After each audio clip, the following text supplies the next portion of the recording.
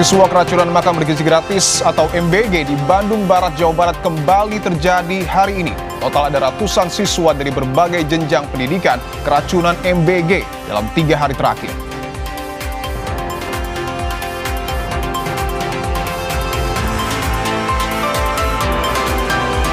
Para petani menggelar aksi memperingati Hari Tani di depan gedung DPR Senayan, Jakarta. Mereka menuntut pemerintah menuntaskan masalah agraria.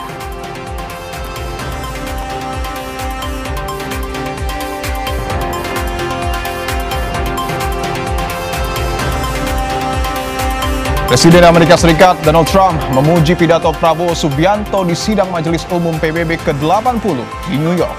Pujian disampaikan dalam sebuah pertemuan multilateral di sela-sela sidang PBB.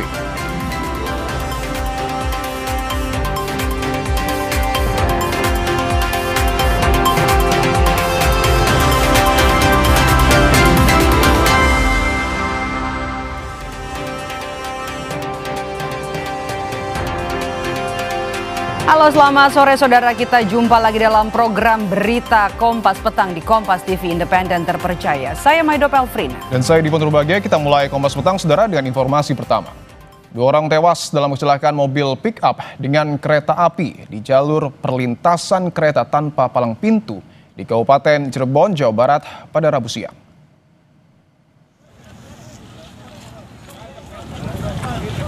Stasiun Warudur.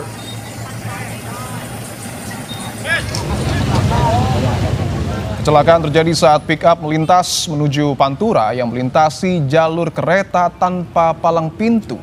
Di saat yang sama kereta Tawang Jaya Premium relasi dari Pasar Senen menuju Semarang melintas dan menabrak pick-up tersebut.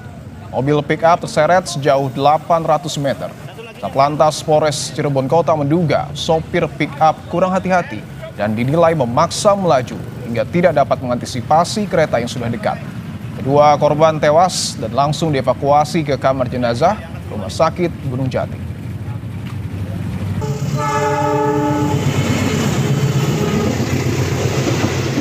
Untuk korban 2 orang. Pokoknya mobil sempat terseret. Betul, untuk kendaraan terseret, kendaraan pick-up itu lebih kurang 800 meter terseret dari titik awal lokasi TKP. Korban sekarang dibawa kemana? Untuk korban dibawa ke Rumah Sakit Gunung Jati. Mobil yang mengalami terjepit di lokomotif ya, dilakukan evakuasi sekitar dari kronologi sekitar 17-20 menit. Mobil sudah bisa dievakuasi dari terjepitnya di lokomotif ya. Terus lokomotif juga dilakukan pemerintahan sementara untuk dilakukan pemeriksaan, kemudian bisa lanjut kembali untuk melakukan perjalanan. Berita lainnya saudara, puluhan siswa SMA dan SMK di Cipongkor, Bandung Barat mengalami gejala keracunan usai mengkonsumsi MBG pada pagi hari.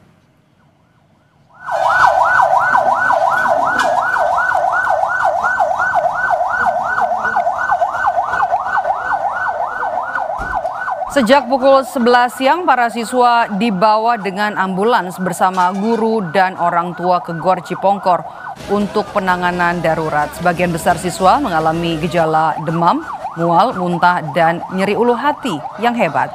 Tim medis yang bertugas memberikan penanganan cepat dengan memberikan air kelapa serta obat-obatan untuk meredakan gejala keracunan para murid.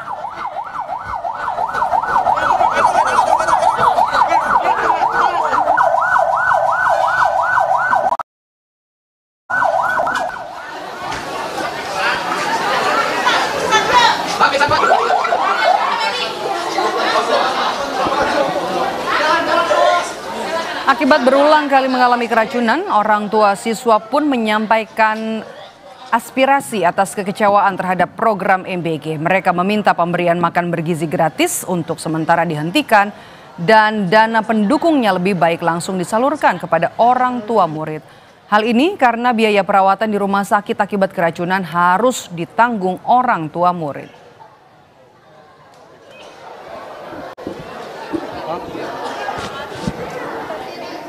Harus ditutup. tutup aja. Aku gak setuju kalau diteruskan banyak korban. Anak saya udah 2 kali masuk ke sini. Dari rumah baik-baik saja, pulang dari sekolah muntah-muntah. Aku panik, harus ditutup aja. Jadi sebagai orang tua murid, saya benar-benar lebih baik di stop. Kalaupun benar ada dana untuk anak sekolah yang bersih, kasih aja uangnya biar kami yang mengelola. Karena kami tahu yang terbaik untuk anak kami. Karena kenapa? Dari rumah anak sehat walafiat, tiba-tiba ada konsul dari dokter, saya harus ke sini. Sedangkan saya tidak terima anak saya benar-benar kayak gitu. Kalau benar-benar pemerintah peduli sama masyarakat, tolong himbaukan masyarakat kecil dan dari bawah menengah ke atas, tidak semua mampu untuk ke rumah sakit itu butuh biaya, Bu. Pulang pergi belum yang punya ongkos, punya bensin belum tentu. Jadi tolong untuk Bapak KDM semua yang di atas, Bapak Prabowo, Gibran semua tolong banget untuk Bapak KDM Pak Dedi, tolong banget usahain kalau bisa tutup.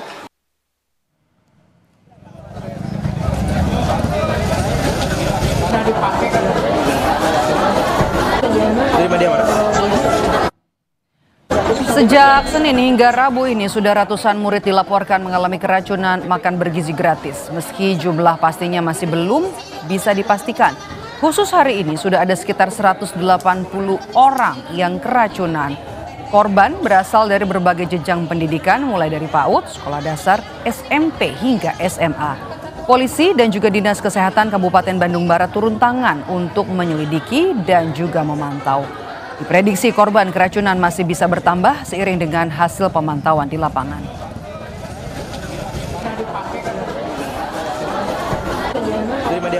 Untuk data hari ini memang kami kesulitan. Kami sudah berkoordinasi dengan tim Nakes yang mencatat karena aktivitas tadi keluar masuk. Mungkin nanti data yang akan disimpulkan mungkin nanti setelah asar ya, nanti ya kita coba koordinasikan kembali dengan tim pencatat semuanya berapa, karena rujukannya tidak melalui dari tim yang ada di wilayah, langsung diangkut, ada yang dikirim ke rumah sakit Cililin, juga di Citalem, juga di RSAI kalau nggak salah. Sementara itu aktivitas Dapur Satuan Pelayanan Pemenuhan Gizi SPPG Maju Jaya di Kampung Cariuk, Desa Neglasari, Kecamatan Cipongkor dihentikan untuk sementara. Dapur ini menyediakan EBG untuk 3.986 siswa. Ribuan porsi makanan disalurkan untuk 30 sekolah yang ada di Kecamatan Cipongkor. Dapur Maju Jaya menyiapkan menu MBG seperti spaghetti, burger, dan juga ayam, di mana proses pengolahannya dimulai dari jam 11 malam dan disalurkan pada pukul 7 pagi. Sebenarnya hari ini kan ada sempat keracunan. Itu kalau boleh tahu menunya apa nih, Kang? Hari ini atau hari ini? Untuk kali ini ya yang ada kasus ini ya pas di ayam geprek. Di ayam geprek. Di ayam geprek. Ya, padahal kita juga sudah 2 kali membuat menu ayam geprek. Di ayam geprek hari ini proses pengerjaannya dari jam 11 malam. Dari jam 11 malam tuh kita mulai dari nasinya. Kalau dari nasi kita mulai dari jam 11 malam. Terus kalau mulai kayak persiapan, ya kan ada kayak timun, tomat gitu kan. Nah kalau itu memang kita dari jam 8-an. Maraknya kasus keracunan usai menyantap paket makan bergizi gratis direspon Presiden Prabowo Subianto. Kepala BGN Dadan Hindayana bilang Presiden Prabowo akan mengumpulkan seluruh mitra MBG usai lawatan dari New York, Amerika Serikat.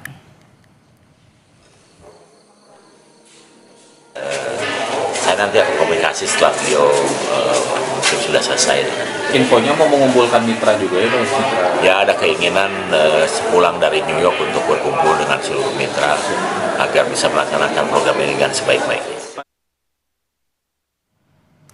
Kasus keracunan makan bergizi gratis di Kabupaten Bandung Barat ditetapkan sebagai kejadian luar biasa. Gubernur Jawa Barat Deddy Mulyadi menyebut perlu ada evaluasi, terutama soal waktu pelaksanaan memasak serta pembagian paket makan bergizi gratis.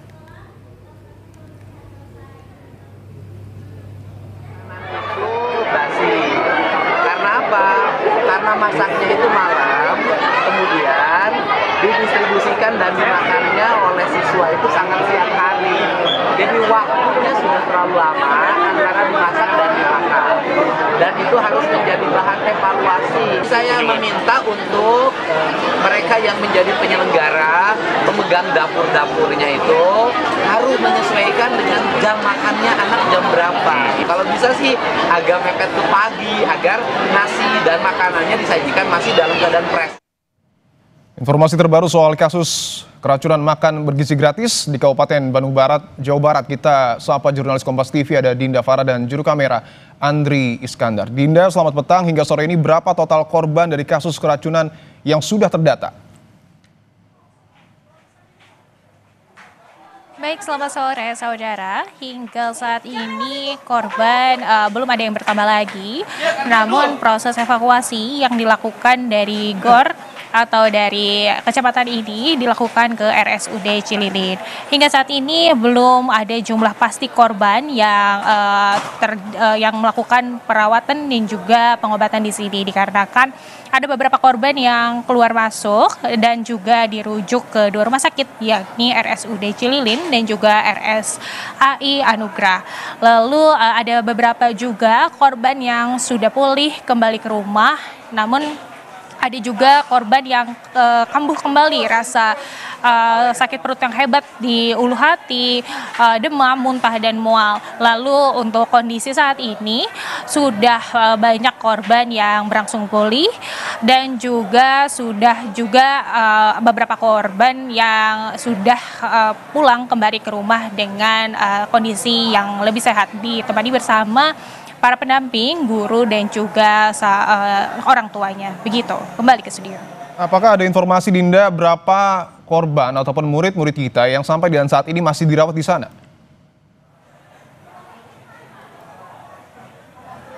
Baik, untuk saat ini belum ada informasi lebih lanjut, masih dalam penghitungan dan juga masih dalam pemantauan, dan masih juga melihat adanya beberapa korban yang masih datang dan juga pergi untuk dirujuk, dan juga ada juga beberapa korban yang baru datang, sehingga hingga saat ini masih dalam proses penghitungan begitu.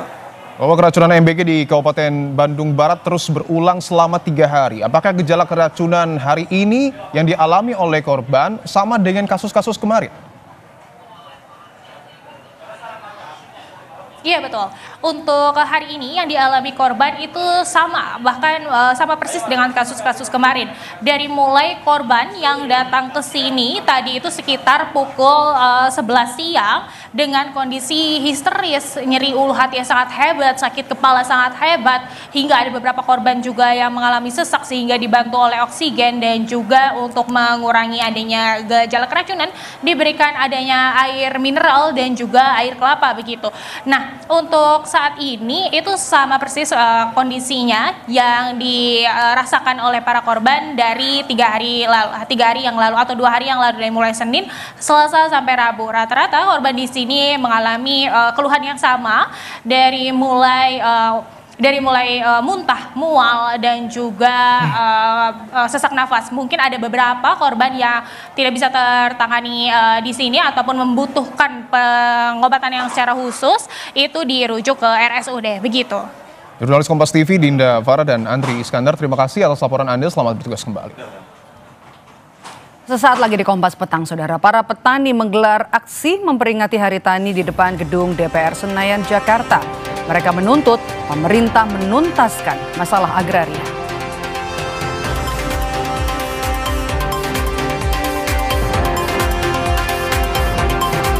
Presiden Amerika Serikat Donald Trump memuji pidato Prabowo Subianto di sidang Majelis Umum PBB ke-80 di New York. Pujian disampaikan dalam sebuah pertemuan multilateral di sela-sela sidang PBB.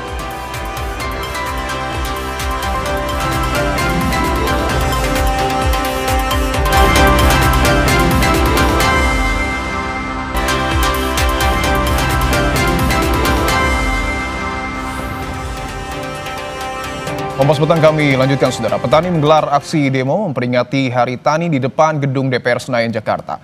Massa menuntut pemerintah menuntaskan masalah agraria. Massa menuntut pemerintah menuntaskan 24 masalah struktural agraria dan 9 langkah perbaikan. Massa juga membawa atribut yang biasa dipakai saat bertani seperti caping. Selain itu hasil bumi seperti padi hingga jagung turut dibawa oleh Massa. Untuk mengamankan jalannya aksi diturunkan 8.000 lebih personil gabungan dari TNI Polri dan Pemprov DKI Jakarta.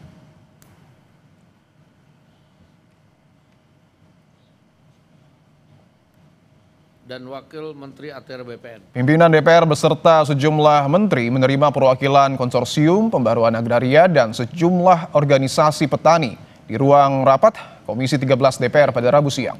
Menteri yang hadir diantaranya adalah Menteri Kehutanan Raja Juli Antoni dan Menteri Pariwisata Widianti Putri Wardana. Dalam audiensi mereka mendesak DPR dan pemerintah untuk segera menjalankan reforma agraria dan membentuk badan pelaksana reforma agraria. Pimpinan DPR Bapak Sufmi Dasko Ahmad, kemudian Bapak Saan Mustafa. Jadi kami meminta memang perlu ada kepemimpinan langsung dari Presiden, Badan Pelaksana Reforma Agraria yang langsung dipimpin dan bertanggung jawab langsung kepada Presiden untuk melaporkan kerja-kerja terkait reforma agraria. Sementara itu di Pati, Jawa Tengah, peringatan Hari Tani juga dilakukan dengan menggelar unjuk rasa di depan kantor Bupati Pati. Warga yang tergabung dalam Jaringan Masyarakat Peduli Pegunungan Kendeng atau JMPPK mendatangi kantor Bupati Pati dengan membawa sejumlah poster berisi tuntutan. Mereka meminta pemerintah Kabupaten Pati lebih memperhatikan petani Punden Rejo yang saat ini tanahnya dikuasai perusahaan. Akibatnya petani tidak bisa menggarap lahan milik negara. Mereka juga meminta pemerintah memperhatikan penambangan di area Pegunungan Kendeng yang semakin masif.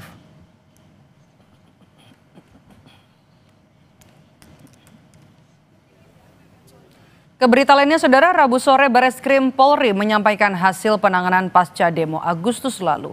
Dalam pernyataan persnya, Kabareskrim juga menyebutkan telah mengumpulkan sejumlah barang bukti saat demo rusuh Agustus lalu.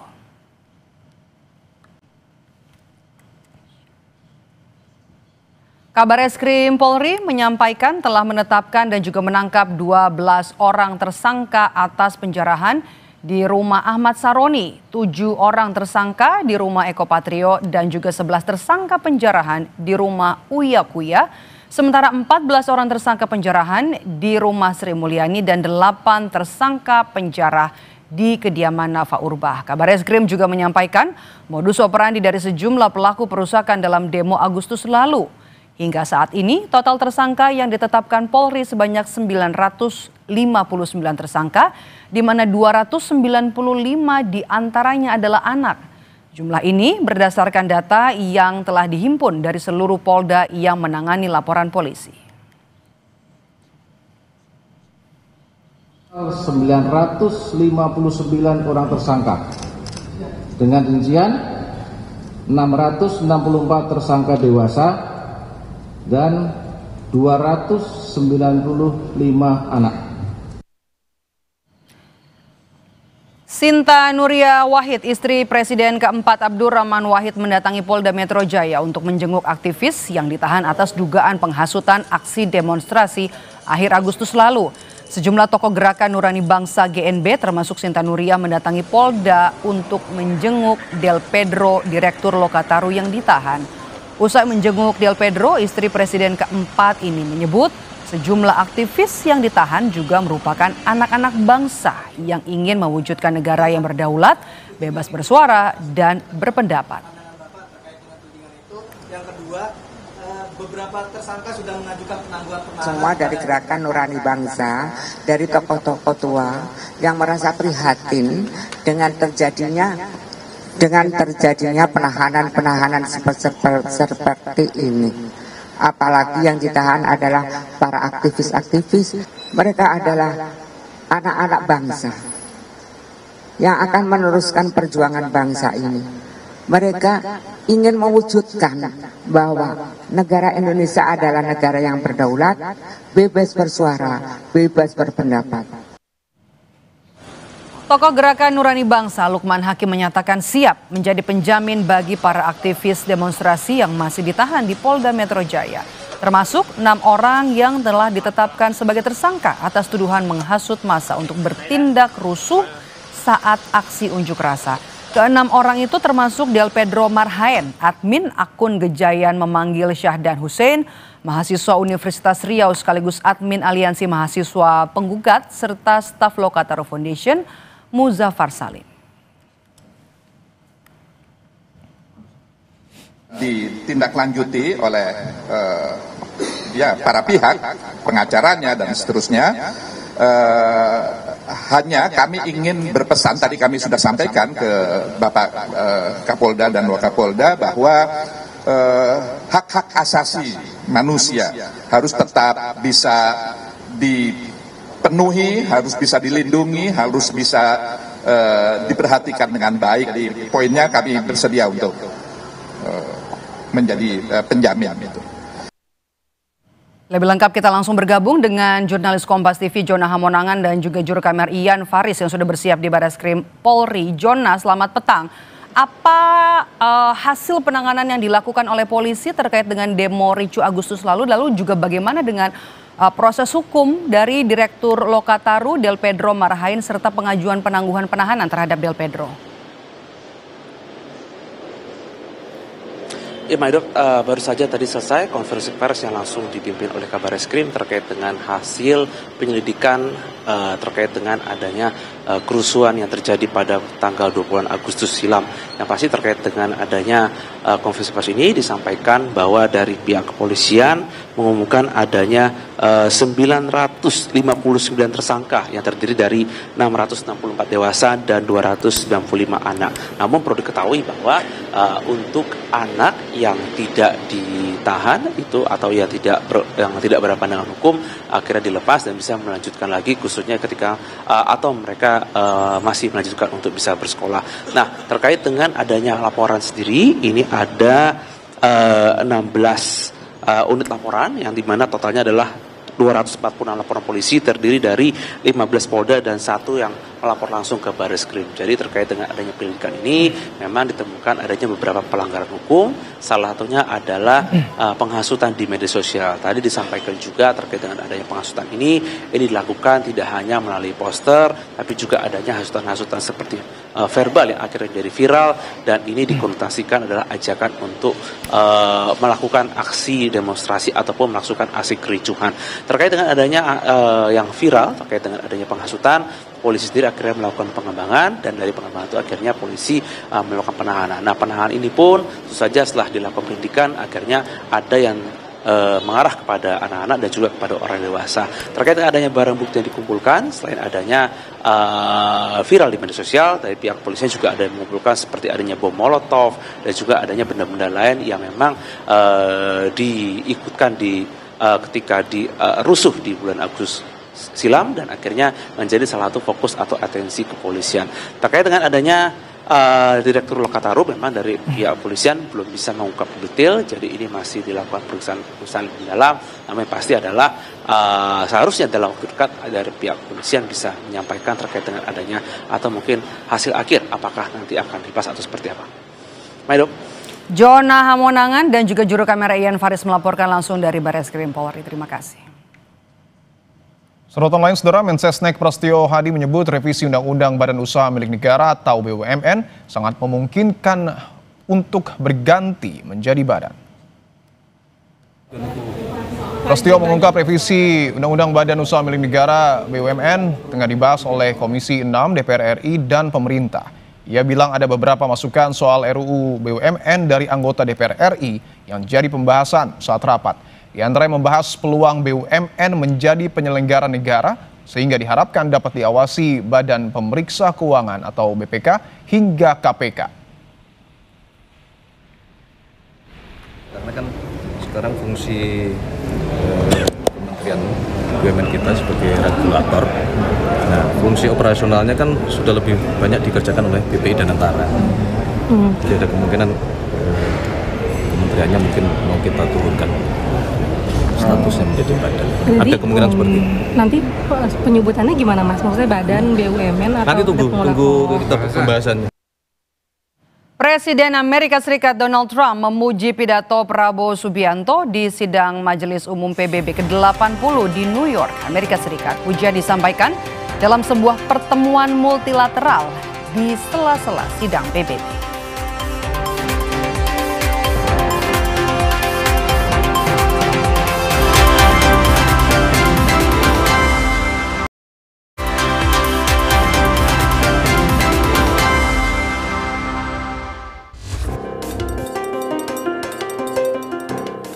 We must guarantee statehood for Palestine, but Indonesia also declares that once Israel recognizes the independence and the statehood of Palestine,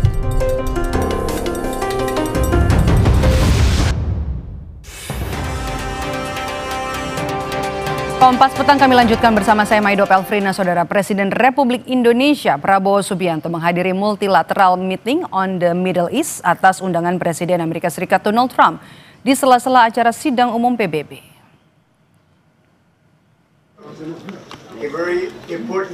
Pertemuan digelar terbatas di ruang konsultasi Dewan Keamanan PBB di New York, Selasa waktu setempat. Trump mengundang negara-negara yang dipandang memiliki pengaruh besar dan juga berkontribusi nyata bagi upaya perdamaian di kawasan Timur Tengah, diantaranya Indonesia.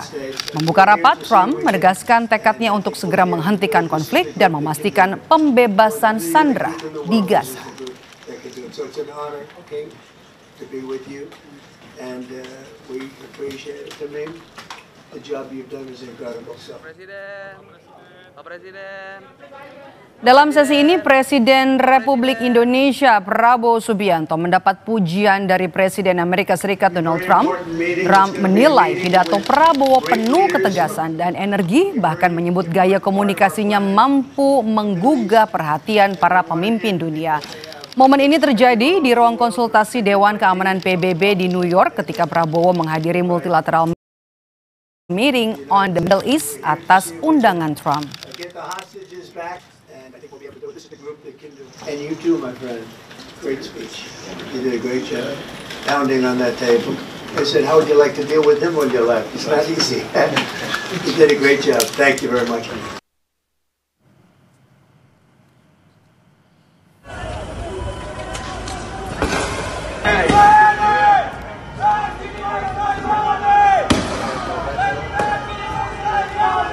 Sementara itu di Italia, puluhan ribu warganya turun ke jalan di berbagai kota dalam aksi solidaritas terhadap rakyat Palestina. Gelombang unjuk rasa ini terjadi juga karena pemerintah Italia di bawah Perdana Menterinya menegaskan untuk saat ini tidak mengakui negara Palestina. Aksi yang disebut sebagai salah satu demonstrasi terbesar di Eropa itu membuat sekolah ditutup, perjalanan kereta terganggu, serta pelabuhan dan jalan utama diblokir.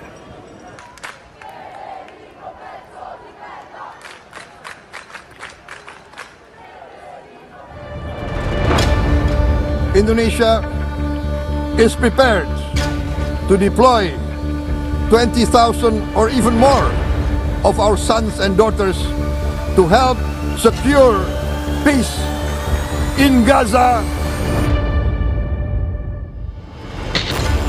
Dalam salah satu bagian pidato di sidang Majelis Umum PBB, Presiden Prabowo Subianto dengan tegas mengatakan Indonesia telah menyiapkan 20.000 lebih putra-putri terbaik untuk mendukung perdamaian dunia. Tidak hanya di Gaza Palestina, namun juga di wilayah-wilayah konflik lainnya, dari Ukraina, Sudan, hingga Libya.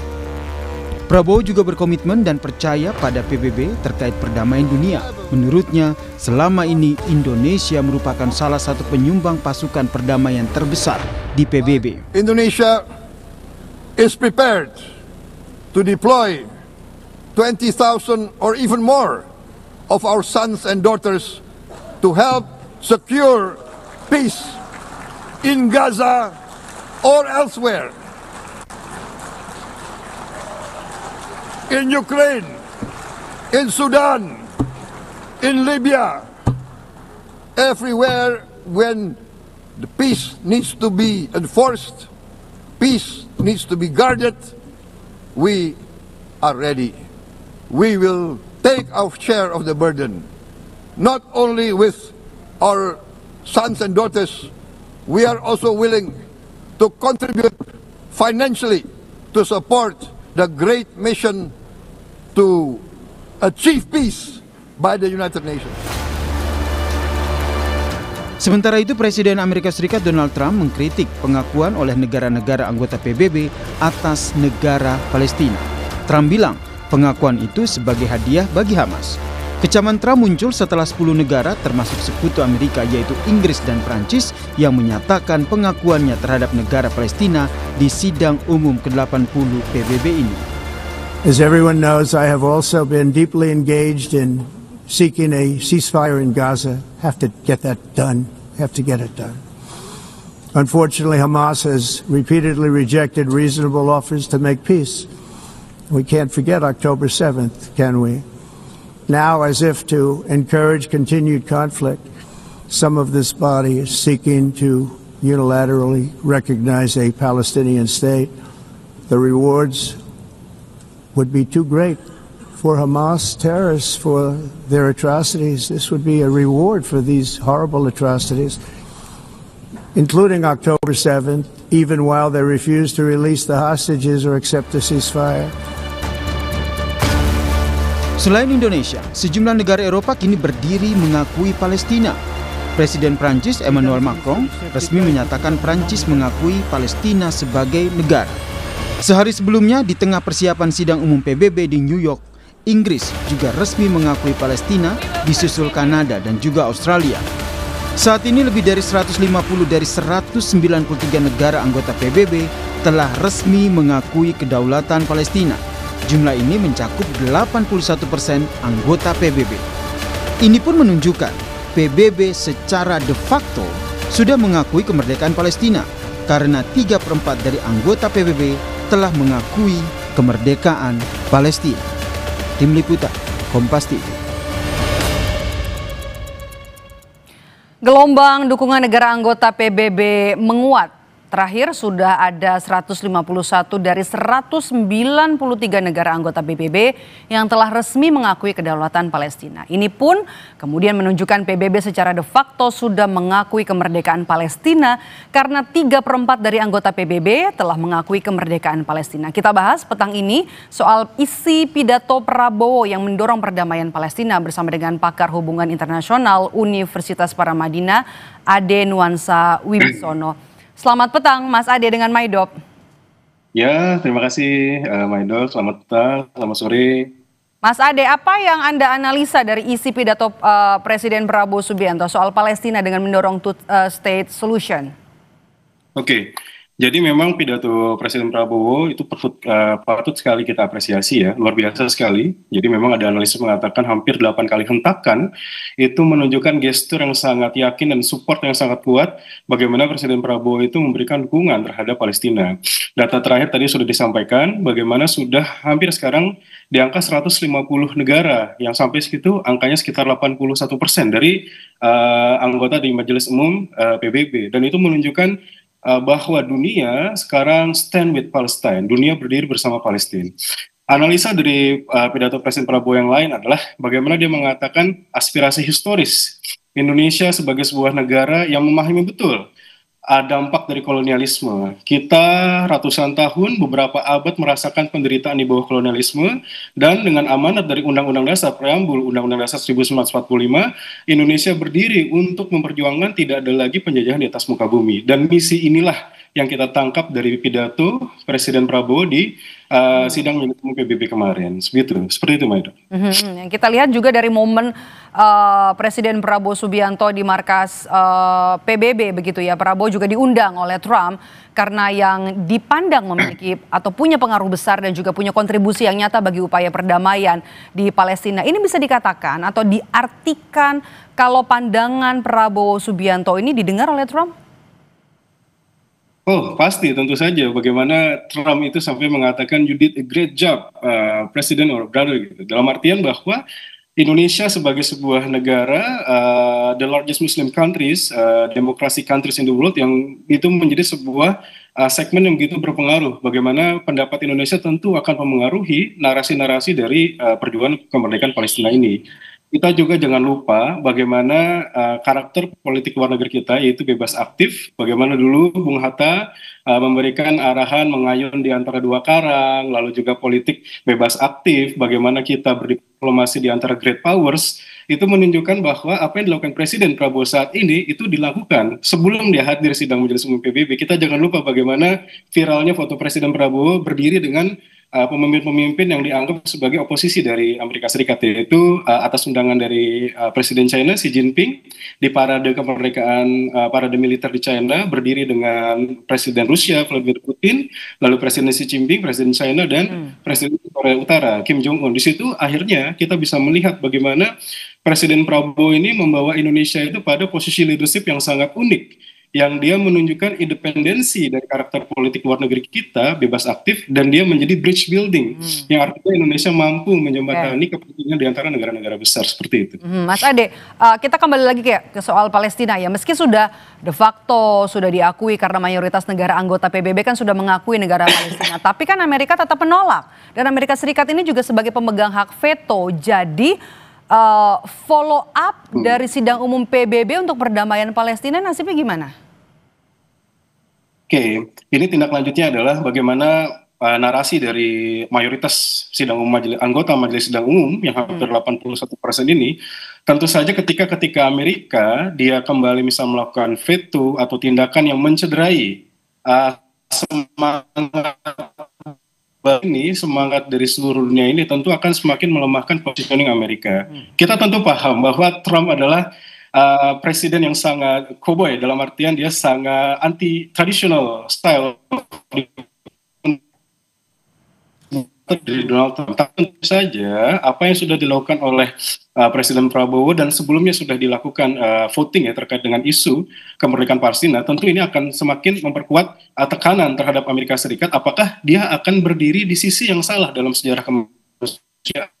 Tentu ini akan menjadi sebuah tindakan politik yang memalukan dan tentu akan semakin menurunkan kredibilitas Trump, tidak hanya dalam konteks politik internasional, tapi tentu akan menurunkan kredibilitas dia dalam politik domestik. Dan itu semua akan kita lihat dari langkah-langkah yang akan diambil oleh terkait isu ini. Itu jawaban saya. Oke, baik. Terima kasih atas pandangan Anda, Ade Nuansa Wibisono, pakar hubungan internasional dari Universitas Paramadina, sudah bergabung bersama kami di Kompas Petang. Sehat selalu, Mas Ade. Saudara, terus berulangnya kasus keracunan massal makan bergizi gratis dinilai diproses pidana untuk adanya unsur kelalaian. Kami bahas usai jeda di Kompas Petang.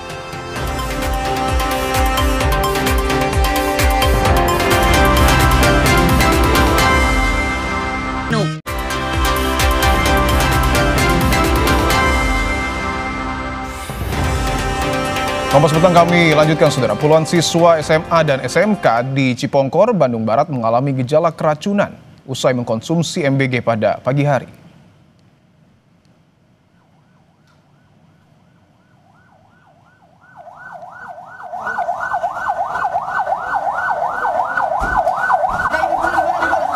Sejak pukul 11 siang, para siswa dibawa dengan ambulans bersama guru dan orang tua ke GOR Cipongkor untuk penanganan darurat.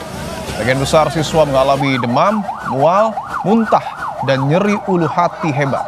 Medis yang bertugas memberikan penanganan cepat dengan memberikan air kelapa serta obat-obatan untuk meredakan gejala keracunan para murid.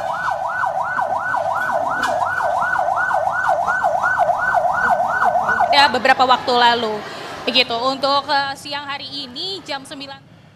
Menanggapi tragedi keracunan massal para murid dari makanan MBG, pakar hukum pidana menilai para penyalur makanan dan pihak yang memasok bahan makanan bisa dijerat pidana terkait unsur kelalaian. Selain pidana, para pengelola MBG juga bisa dijerat dengan Undang-Undang Kesehatan hingga Undang-Undang Perlindungan Konsumen terkait distribusi makanan yang tak sesuai standar kesehatan. Ada beberapa ketentuan pidana yang bisa diterapkan baik kepada penyalur makanan tersebut yang menyediakan makanan atau pihak-pihak yang memberikan masukan terkait dengan bahan-bahan makanan tersebut.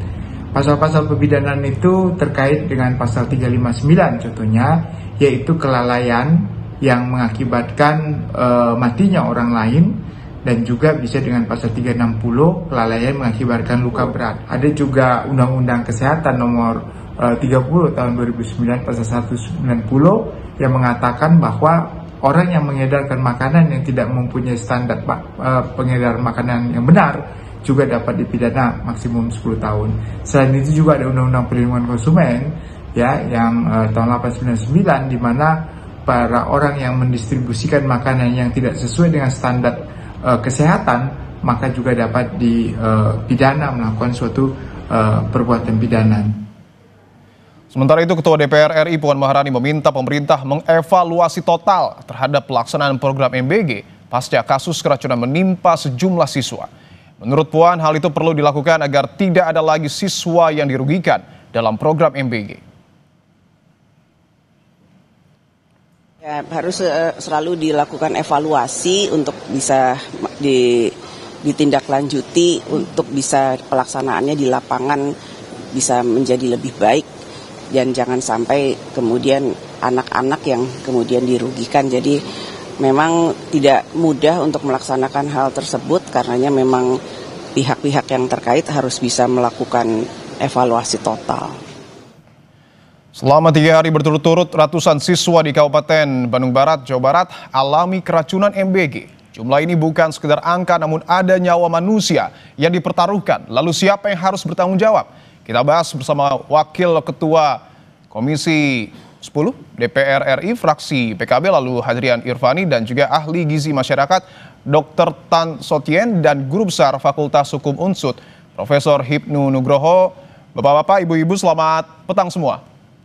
Selamat petang. Siap, saya ingin ke Pak Lalu dulu. Pak Lalu, bahwa kita tahu orang tua murid di Kabupaten Bandung Barat akhirnya minta agar program MBG ini dihentikan karena anak-anak mereka sudah kedua kalinya alami keracunan. Tanggapan Anda?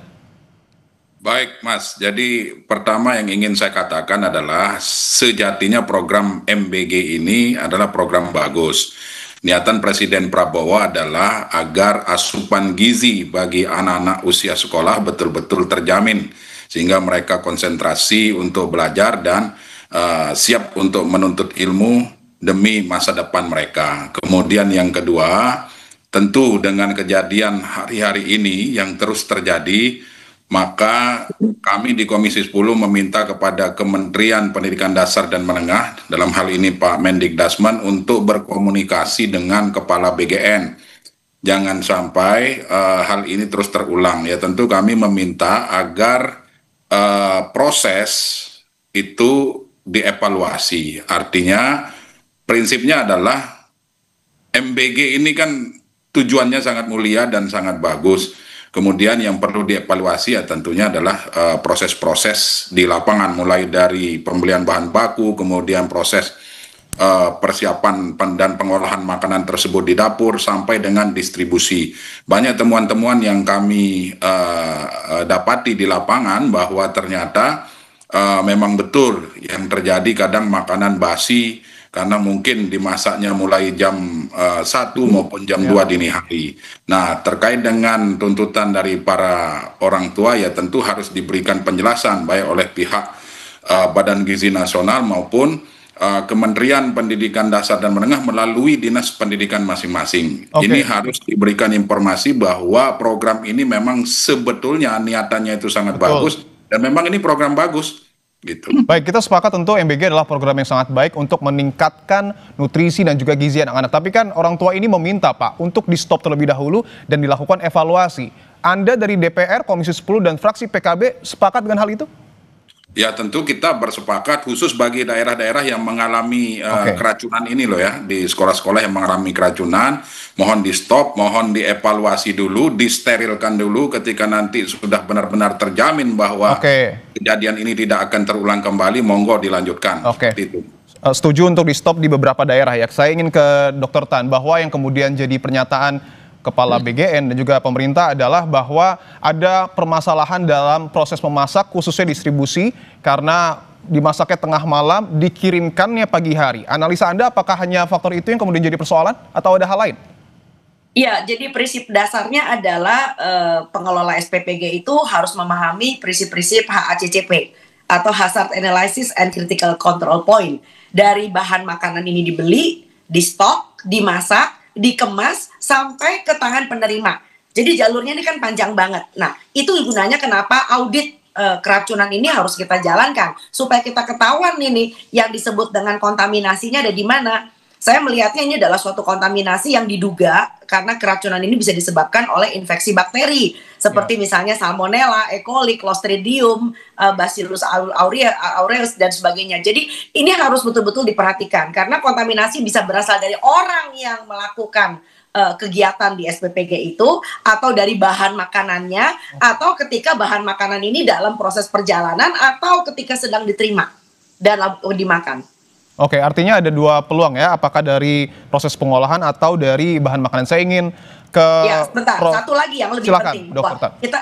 Kita harus tahu bahwa 5-60 derajat Celcius itu adalah suhu kritis. Jadi kalau makanan di suhu ruangan antara 5-60 derajat Celcius, maka itu risiko kontaminasi bakteri itu akan tinggi sekali. Kembali pada Anda. Oke, itu yang kemudian harus diperhatikan oleh pengelola SPPG. Saya ingin ke Prof. Hipnu, kalau kita melihat bahwa kasus keracunan ini berulang terus, bahkan korban yang menyentuh angka ratusan. Anda melihat apakah ada unsur kelalaian yang mungkin saja berujung pidana?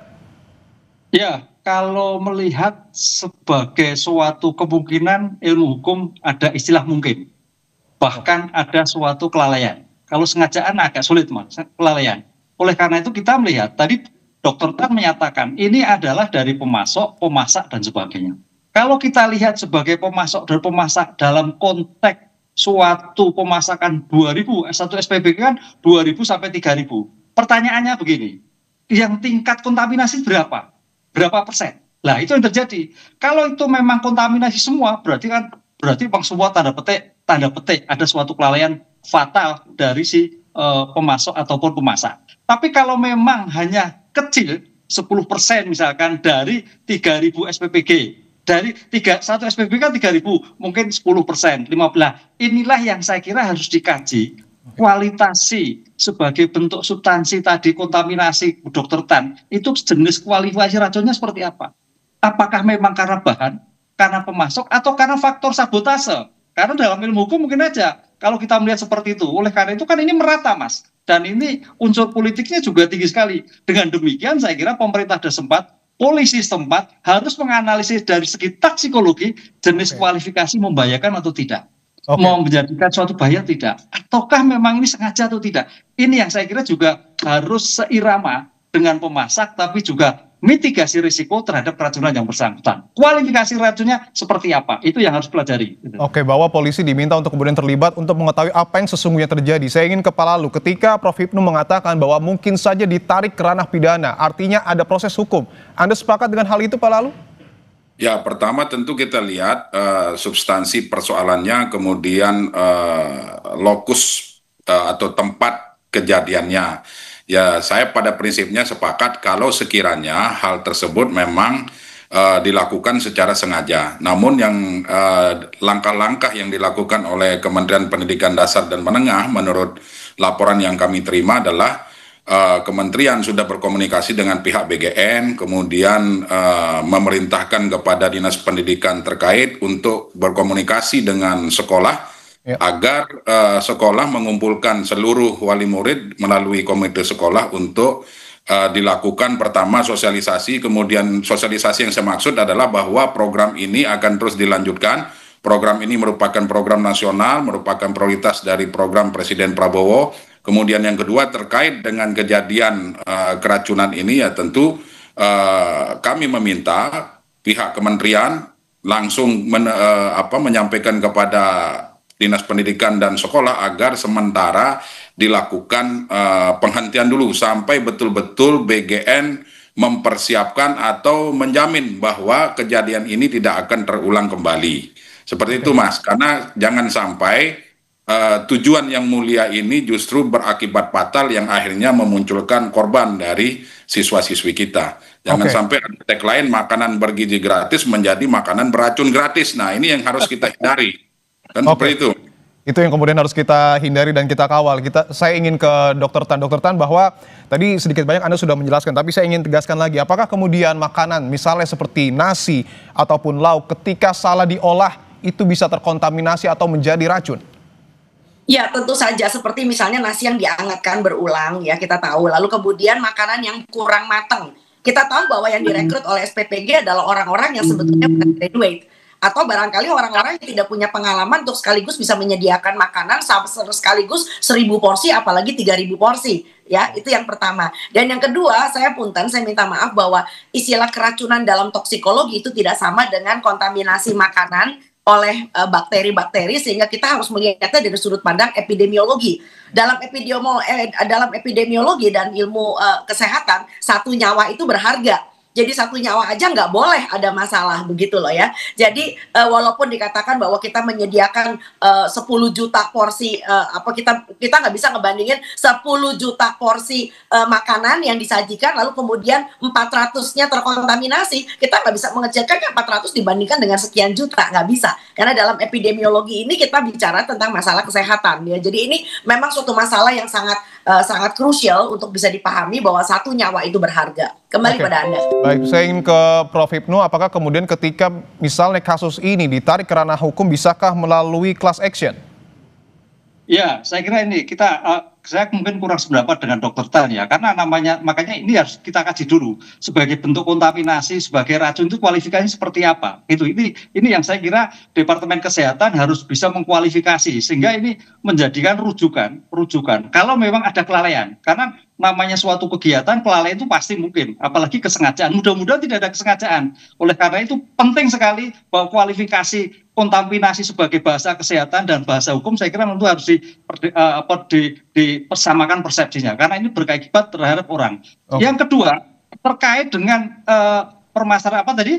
Class action, Prof. Hipnu. Class action, sangat mungkin. Kalau class action itu kan hak masyarakat, Mas. Masyarakat bisa saja. Nggak bisa dituntut. Itu hak masyarakat bisa dilakukan. Oleh karena itu saya kira ini memang perlu mitigasi tersebut bahwa tadi betul bahasa kontaminasi itu seperti apa, tingkat keracunan jenisnya apa. Jangan membuat racun tapi kontaminasi seperti ini yang saya kira harus dikaji. Oleh karena itu Polri juga tidak boleh tinggal diam dengan konsep seperti ini karena faktor-faktor yang terjadi permasalahan itu juga ada faktor-faktor lingkungan dalam arti luas sehingga kadang-kadang ya kita tidak berpikir negatif. Dimungkinkan ada karena berbagai faktor kejadian itu seperti muncul ada kesengajaan atau kelalaian. Gitu. Oke, bahwa tadi Prof. Hipnu juga sudah menyinggung MBG ini adalah dalam tanda kutip program politis, betulkah ada sabotase di dalamnya? Kita akan bahas usai jeda, tetaplah di Kompas Petang.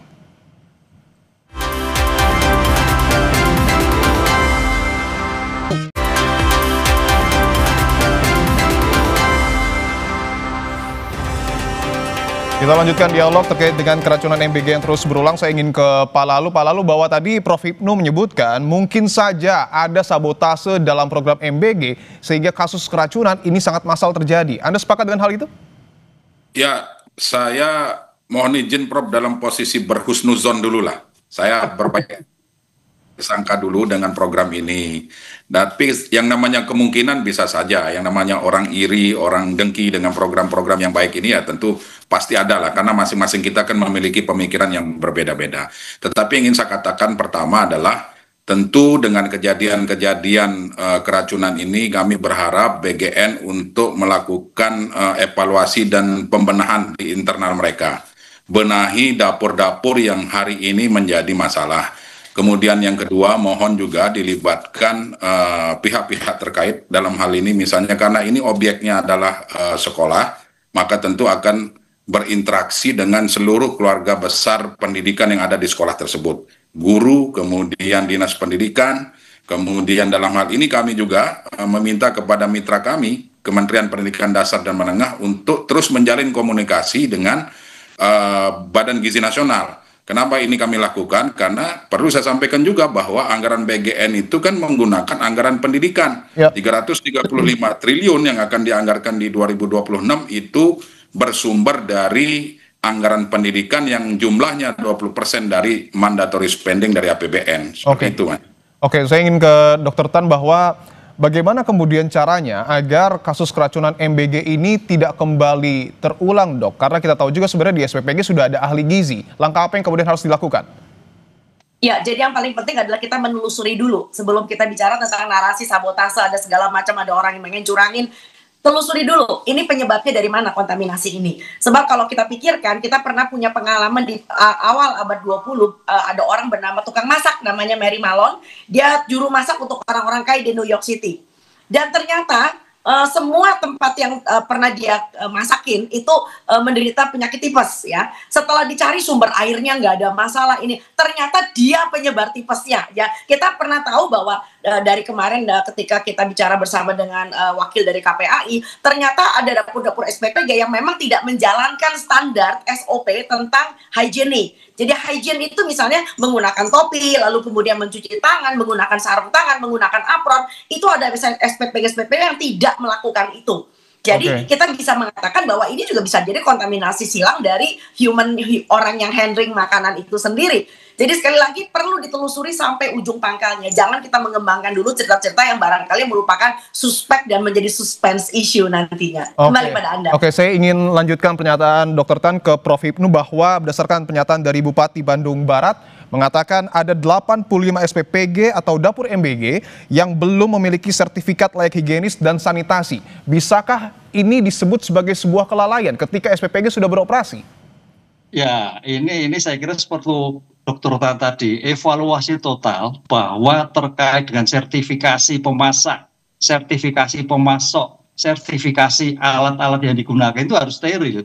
Saya kira ini yang harus ditelusuri, jangan sampai hal-hal yang karena pelaku-pelaku pemasok tidak merupakan sertifikasi, ada orang usil. Maka tadi katakan kalau sabotase lo berusil, usil karena kaitannya dengan kepribadiannya, usil karena kaitannya dengan tadi tempat dan sebagainya, sehingga menyebabkan keracunan. Sebab secara umum kalau keracunan berarti keracunan semua kan itu. Ini kenapa hanya 10%, ada 30, ada 400. Ini kan kemarin Kompas kan melihat itu ada beberapa titik-titik SPPG yang keracunan lah. Ini yang jadi problem juga. Oleh karena itu evaluasi total baru dikaji apakah ini memang ada faktor kelalaian ataukah ada faktor kesengajaan atau faktor usil. Karena apa? Kita melihat berbagai kasus di Indonesia itu tidak lepas masalah hukum. Masalah COVID aja, masalah hukumnya banyak banget. Baik dugaan korupsi, penyakit dan sebagainya. Nah, ini juga demikian juga. Masalah terpenggelontoran anggaran besar. Kemudian di dalam pelaksanaan tidak bersertifikasi. Kemungkinan potensi itu ada. Oleh karena itu, dalam hal hukum saya kira harus mengawal.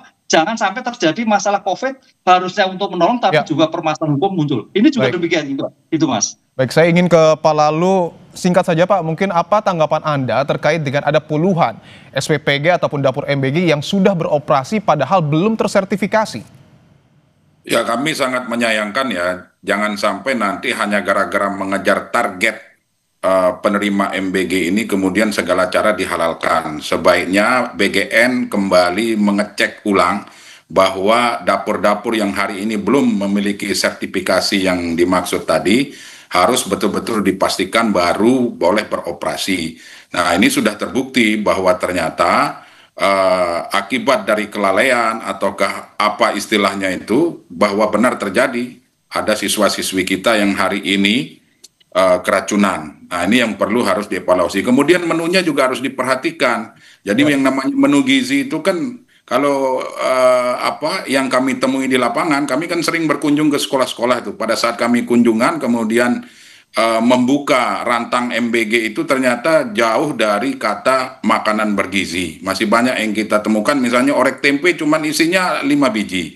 Kemudian telur sepotong. Kadang-kadang telur itu sepotong dipotong lagi jadi 7. Nah, ini kan sangat jauh dari harapan. Nah, oleh sebab itu saya berharap MBG evaluasi diri dan BGN evaluasi diri, kemudian ajak bicara seluruh stakeholder pendidikan. Baik Pak Lalu. Saya ingin ke Dr. Tan, singkat saja Dokter, apakah kemudian SPPG yang belum tersertifikasi ini harus di stop atau seperti apa statement closing Anda? Ya, kita harus melalui 2 mekanisme. Mekanisme yang pertama adalah penelusuran epidemiologi. Kenapa ini bisa terjadi keracunan istilah mereka. Dan yang kedua tentu saja adalah evaluasi HACCP. Kalau ada SPPG yang tidak melaksanakan HACCP dengan benar, stop sama sekali. Karena walaupun dia belum melahirkan korban, tetapi dia potensial menjadi orang yang pihak yang bisa menelurkan korban-korban keracunan berikutnya. Jadi sekali lagi SPPG yang sudah menelurkan korban tolong di stop, dan yang potensial bakal menyebabkan korban tolong di stop juga sampai HACCP terlaksana dengan baik. Baik, Prof. Hipnu, mungkin terakhir pernyataan penutup Anda, singkat saja Prof. Ya, karena ini ada korban, ada akibat hukum, saya kira proses hukum harus diselidiki sebagai bentuk pencegahan kemudian hari. Apakah ini karena kelalaian ataukah faktor usil? Itu yang kita lihat. Dengan demikian, makanan gizi gratis benar-benar steril, memberikan kemampuan, memberikan gizi pada masyarakat. Dan sampai tercelah sedikit pun masalah hukum. Begitu, Mas. Oke, artinya kita harus sama-sama mengawasi hal ini agar tidak kembali terulang kasus keracunan MBG. Terima kasih Pak Lalu, Dr. Tan, dan juga Prof. Hipnu atas waktunya. Sehat-sehat selalu semua. Terima kasih. Ratusan siswa diduga mengalami keracunan akibat mengkonsumsi makan bergizi gratis. Situasi ini membuat Badan Gizi Nasional membentuk tim investigasi untuk memastikan apakah siswa sakit karena keracunan atau akibat hal lain.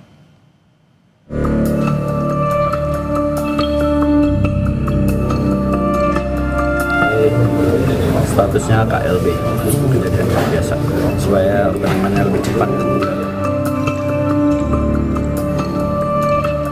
Ratusan siswa dari jenjang PAUD hingga SMA, SMK di Kecamatan Cipongkor, Kabupaten Bandung Barat, keracunan usai menyantap menu makan bergizi gratis MBG.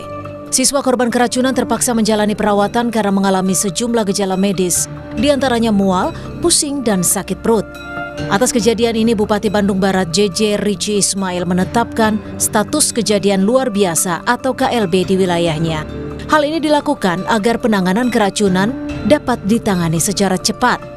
Bupati JJ juga mengungkap ada 85 dapur Satuan Pelayanan Pemenuhan Gizi (SPBG) di Kabupaten Bandung Barat yang ternyata belum memiliki sertifikat layak higienis dan sanitasi (SLHS). Dan data yang saya dapat 85 dapur memang masih belum memiliki sertifikasi sehat seperti itu. Sudah menetapkannya sebagai statusnya KLB, kejadian biasa, supaya penanganannya lebih cepat dan juga lebih menyeluruh. Imbas dugaan keracunan yang dialami siswa akibat menyantap menu makan bergizi gratis, Badan Gizi Nasional (BGN) bakal membentuk tim investigasi. Tim akan melakukan pengecekan mulai dari dapur hingga menu makanan yang diberikan kepada siswa penerima manfaat. Wakil Kepala Badan Gizi Nasional, Neni SD, yang menyampaikan, pihaknya juga akan memastikan apakah para siswa mengalami sakit akibat keracunan atau alergi ataupun hal lain. Kami membentuk tim investigasi ini sebagai second opinion nantinya. Jadi BPOM hasilnya sebelum BPOM mungkin keluar, kami sudah bisa kira-kira apa ya yang menjadi penyebab anak-anak ini sakit. Apakah betul karena keracunan atau karena alergi atau karena lain-lain hal. Jadi kami akan bekerja mulai dari melihat bagaimana proses memasaknya, bagaimana bahan bakunya. Sementara itu, Indonesia Corruption Watch (ICW) menilai banyak masalah dalam program makan bergizi gratis yang dilakukan pemerintah. ICW meminta pemerintah segera melakukan evaluasi secara total. Penting untuk program MBG ini dihentikan, kemudian dievaluasi total, karena kita melihat bahwa kebijakan ini sudah sangat tidak bijak gitu ya, dan dibajak oleh segelintir elit untuk promosi politik. Meski wilayah Bandung Barat kini menjadi sorotan karena banyaknya siswa yang mengalami keracunan, namun dapur SPBG Ngawen 1 di Blora, Jawa Tengah menjadi salah satu dapur MBG yang dapat dijadikan percontohan. Dapur SPBG ini disebut telah menerapkan sistem kerja sesuai standar operasional. Saat dilakukan inspeksi kesehatan lingkungan oleh petugas kesehatan, petugas tidak menemukan kekurangan yang signifikan terhadap kondisi dapur. Dapur ini menjadi salah satu contoh dapur umum program MBG yang dinilai memenuhi hampir semua unsur kelengkapan sesuai standar Badan Gizi Nasional. Di SPBG ini sudah sesuai dengan SOP yang ada. Program Makan Bergizi Gratis merupakan program unggulan pemerintah Prabowo Subianto. Program ini dirancang dengan tujuan untuk membangun sumber daya unggul, meningkatkan nilai gizi, serta menurunkan angka stunting di Indonesia. Tim Liputan, Kompas TV. Tetaplah bersama kami di Kompas Petang, saudara, akan ada sejumlah informasi menarik untuk Anda. Tetaplah bersama kami.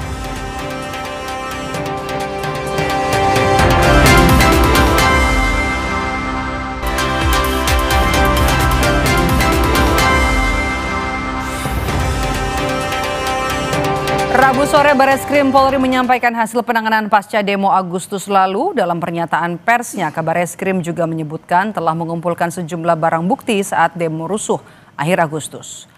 Kabareskrim Polri menyampaikan telah menetapkan dan juga menangkap 12 orang tersangka penjarahan di rumah Ahmad Saroni, 7 tersangka di rumah Eko Patrio, dan 11 tersangka penjarahan di rumah Uya Kuya.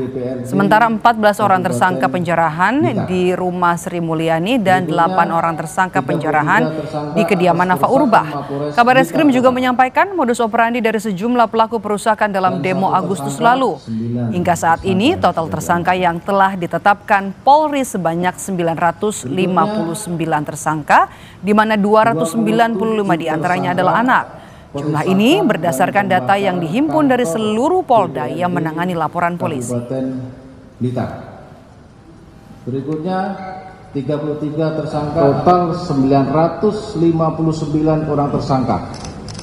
Dengan rincian 664 tersangka dewasa dan 295 anak. 2 orang tewas dalam kecelakaan mobil pick-up dengan kereta api di jalur perlintasan kereta tanpa palang pintu, Kabupaten Cirebon, Jawa Barat, pada Rabu siang. Informasi selengkapnya saudara akan kami hadirkan usai jeda. Tetaplah bersama kami.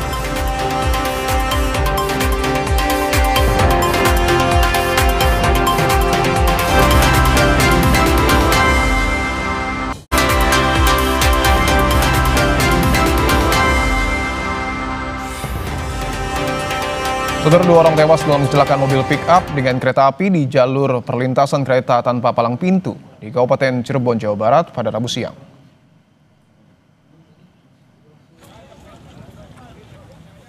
Kecelakaan terjadi saat pick-up melintas menuju Pantura yang melintasi jalur kereta tanpa palang pintu. Di saat yang sama, kereta Tawang Jaya Premium relasi dari Pasar Senen menuju Semarang melintas dan menabrak pick-up tersebut. Mobil pick-up tersebut sejauh 800 meter terseret. Satlantas Polres Cirebon Kota menduga sopir pick-up kurang hati-hati dan dinilai memaksa melaju hingga tidak dapat mengantisipasi kereta yang sudah dekat.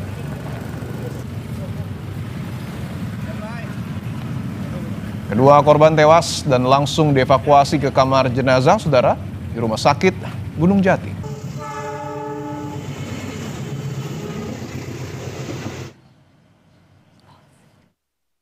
Untuk korban 2 orang. Pokoknya mobil sempat terseret. Betul, untuk kendaraan terseret, kendaraan pick-up itu lebih kurang 800 meter terseret dari titik awal lokasi TKP. Oke. Korban sekarang dibawa kemana? Untuk korban dibawa ke Rumah Sakit Gunung Jati. Mobil yang mengalami terjepit di lokomotif ya, dilakukan evakuasi sekitar dari kronologi sekitar 17 sampai 20 menit. Mobil sudah bisa dievakuasi dari terjepitnya di lokomotif ya. Terus lokomotif juga dilakukan pemerintahan sementara untuk dilakukan pemeriksaan, kemudian bisa lanjut kembali untuk melakukan perjalanan. Kami tutup Kompas Petang hari ini. Terima kasih sudah menonton. Saya Medo Pelfrin. Dan saya Dipun Rubagia. Terima kasih. Sampai jumpa.